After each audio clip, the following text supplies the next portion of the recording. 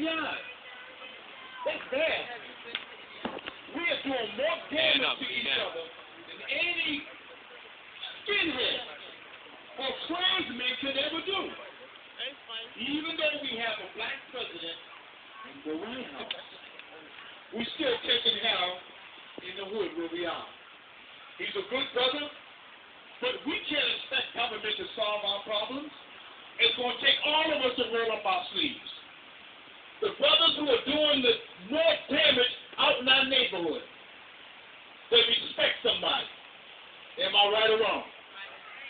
Yes, that's true now. The worst ones out there can be the best if we get to them. We got to get to their head and get them up out of the bed. If we can get to their head, we can change the hand action and their movement in the wrong direction. Heaven and hell is on the same street. It's just in two different directions. We need to change our brothers to turn around.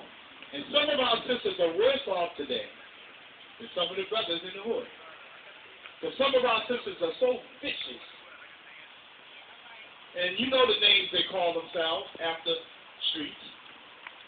So we got a lot of work to do. Now, in my conclusion, think about it. Each one teach one. If a brother is into left-handed business, we got to use strategy. If you know that that brother or that sister respects somebody that you know, then tell that one that you know, that's your assignment, to go and talk to that brother that will listen to you. And not just for one day, but until you change that brother's mind around. And if we do that, I guarantee you it'll be a new day in the whole town. I said to the brothers and sisters yesterday, because that was a very rough assignment,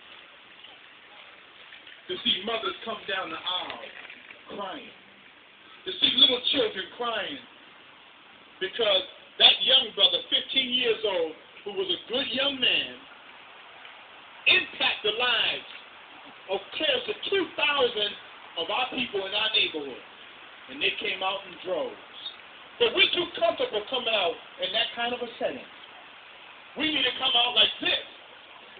But we respect death more than we respect life.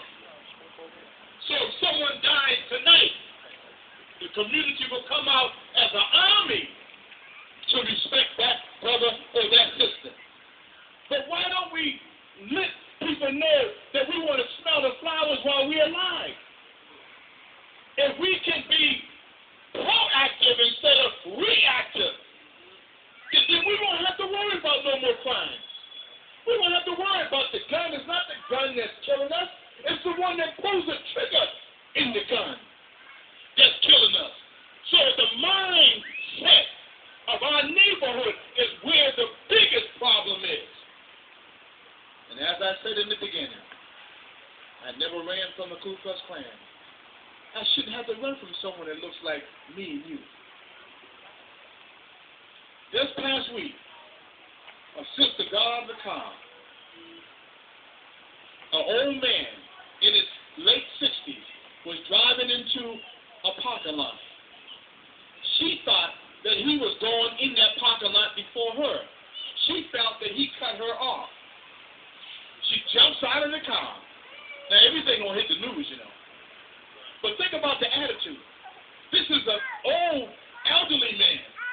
She's a young sister. Jumps out of the car with a hammer. Called him everything but the Son of God.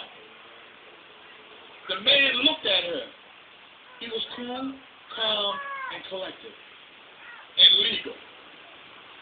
She went at him and was getting ready to hit him with the hammer. He reached into his pocket and pulled out a .38. Still cool, calm, and collected. And he said, you know what? That looks like a nice hammer you have in your hand. Give it to me. He said, move slow and lay it down. And don't do nothing stupid, or I'll put some bullets in your legs. This is broad daylight. She left the hammer. He said, okay, now you get in your car and you get the Hell out of here. And she left. He was licensed with a gun. But imagine if he didn't have the gun.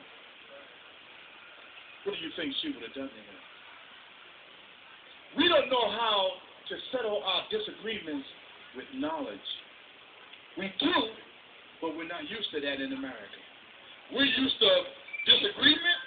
If someone does you wrong, we got a way to fix it. But we fix it on a physical level. We don't want to compensate. We're not used to saying, oh, brother, I'm sorry I stepped on your shoes. Please accept my apology. When we leave the house, every morning the sunrise, speak to somebody that you don't know.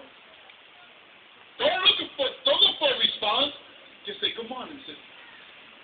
How you doing, brother? Good morning, sister. How you doing today? And if they don't speak to you, don't say, that ain't no good. That Negro's no good. No. I wish you a good day. Bless you. And keep on walking. And don't stop. And when you see that person again, if you really meant what you said, say it to the person again. Because all of us are human.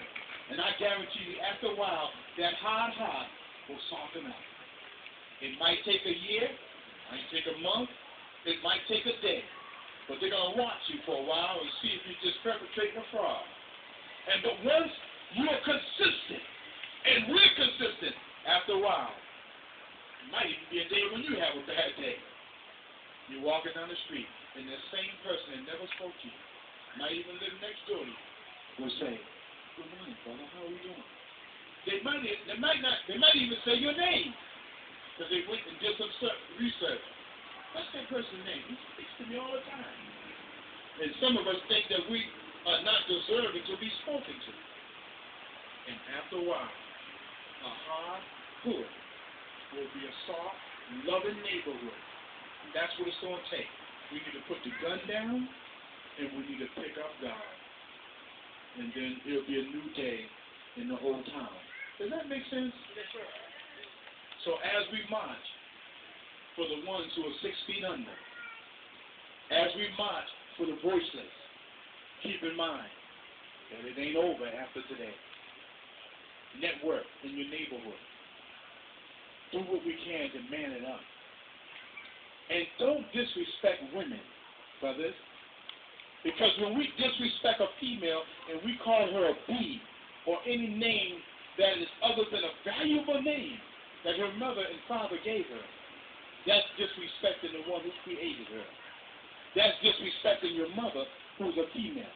We would never be on this earth if it wasn't for a mother, and all of us have one, and we came out of that womb. And do you know what kind of pain it is for a woman to be pregnant for 9 months? When she's in pain, when the child is moving around in her womb? Do you know what kind of pain that is? That's almost equal to death. And she's got to lie down to bring in new life when the doctor pulls that baby out. And that is what we're killing. 30% of our population, which is really 100% our future, that's our young people.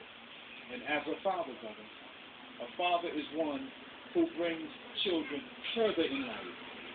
Our children should be able to stand on our shoulders and see down the line of where they need to go. And until that happens, we will be ducking bullets in our neighborhood because we have tried everything but unity.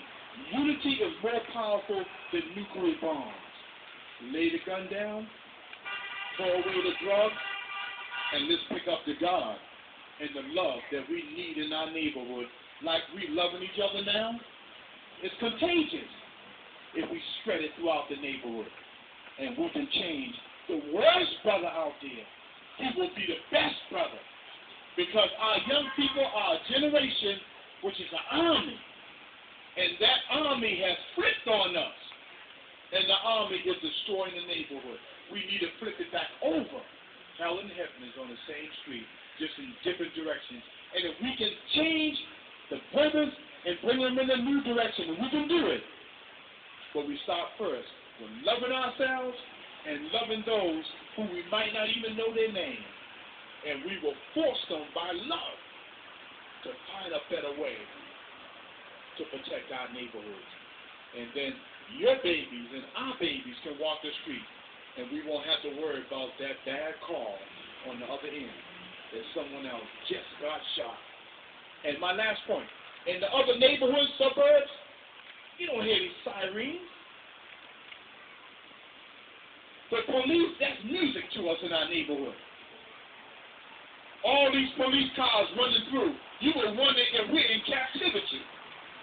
It's safer to walk the streets of Iraq and Afghanistan than it is to walk the streets of Roxbury, Rawberry, Mattapan, Mission Hill, Mission Impossible. We just got to make the possible possible and the impossible possible. Did I say that right? Yeah. You know what I'm saying, right? We got to make the impossible possible. It just takes just a little more work. All hands on deck. Circle the wagon, because our community is more at war than any war you can think of. And the war is of ignorance, envy, jealousy, disrespect. I don't like your sneakers. I don't like your shoes, so I'm going to take them. That's wrong. I don't like the way you walk. I don't like the way you talk. I don't like the way you look. If you got a problem like that, then you need to roll up your fist and look up in the heavens and find God. But we ain't bold enough to do that. Because he created all of us. And he don't make mistakes. And he didn't run out of selection. And so whatever way we look, we thank God for that. And let's get used to each other. All we got. And we got to be together. Or otherwise we'll perish as fools. Thank you. And God bless you. And as the sun is shining, let us have some light to shine in the hood. And it'll be 2 days in the whole world. Thank you. God bless you. I come